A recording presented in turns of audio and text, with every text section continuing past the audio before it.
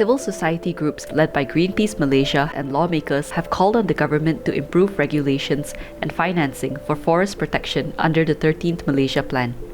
When we look at RMK 13, there are a number of items that are listed out in terms of what they are recommending to be done. So some of it is in terms of certain yardsticks or standards that they want to look at forest protection. They want to look at reduction of greenhouse emissions, so which is all good. However, there is a limitation in terms of certain firm legal commitments and certain firm financial or financing commitments that is required in order for Malaysia to, one, better protect our forest ecosystem, and number two, to be able to access these international funds. Under the 13th Malaysia Plan, the government aims to increase the percentage of protected areas to at least 30% of total area by 2030, compared to 28.3% in 2022. It says that more sites of biodiversity interest and protected areas, such as national parks, Ramsar sites, biosphere reserves, and marine mangrove and peat swamp forest areas, will be gazetted to preserve the balance and sustainability of nature.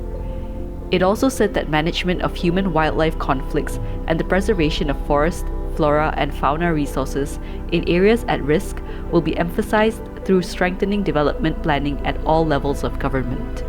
Kerja-kerja untuk melindungi hutan, memantau hutan ini memerlukan satu komitmen yang tinggi, dan komuniti-komuniti secara berbesar hati nak sebenarnya membantu dalam perlindungan hutan. Jadi kita tahu usaha untuk melindungi hutan ini memerlukan tenaga manusia dan juga dana yang besar. Jadi bila berlakunya sesuatu isu dalam hutan kita, selalunya bila kita buat laporan, memang jawapan yang kita dapat adalah jabatan-jabatan ini mengakui bahawa mereka tak cukup tenaga, tak cukup manpower untuk turun buat pemantauan je lah. Dan dalam masa yang sama, kita ada komuniti yang memang menetap di dalam kawasan hutan. Jadi mereka secara sukarela nak membantu dalam pemantauan. Cumanya mereka kekurangan dana untuk membeli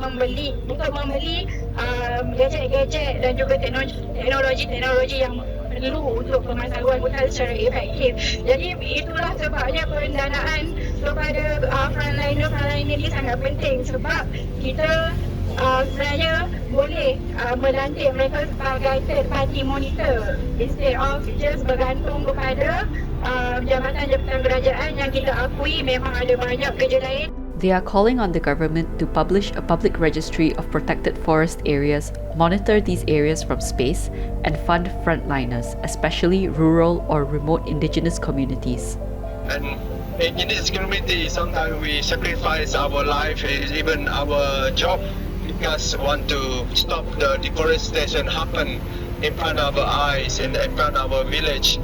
Because our father, our grandmother, our ancestor told us that if we let the forest destroy in front of us without doing anything, your generation will be punished by the spirit of the forest, because we believe spirit of forest have a right to live, have a right to have a peaceful place to live.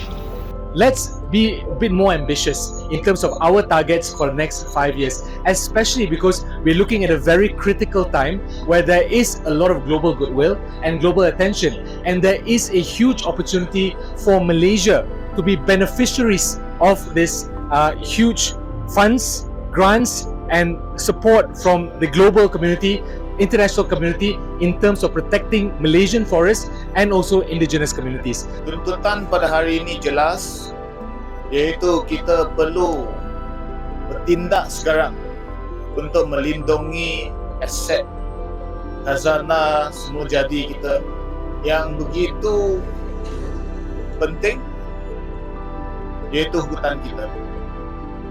Jadi saya lihat 5 tuntutan ini memang realistik, dan ianya dapat saya lihat memperkasakan lagi usaha untuk memelihara dan memulihara hutan kita.